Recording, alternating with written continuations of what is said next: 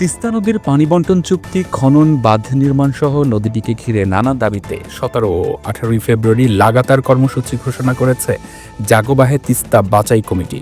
জাগোবাহে তিস্তা বাঁচাই কর্মসূচিকে ঘিরে আজ দুপুরে পদযাত্রা অনুষ্ঠিত হয়েছে। সোমবার দুপুরে লালমনিরহাট রেলওয়ে শ্রমিক দল অফিসে বিএনপির অঙ্গ সহযোগী সংগঠনের নেতাকর্মীগণ উপস্থিত হন। পরে এই পদযাত্রা শুরু হয়ে শহরের হামারবাড়ি পার্টি অফিসে এসে শেষ হয়। পদযাত্রায় নেতৃত্ব দেন জাগোবাহে তিস্তা বাঁচাই কমিটির প্রধান সমন্বয়ক ও জাতীয়তাবাদী দল বিএনপির রংপুর বিভাগীয় সাংগঠনিক সম্পাদক অধ্যক্ষ আসাদুল হাবিব দুলু।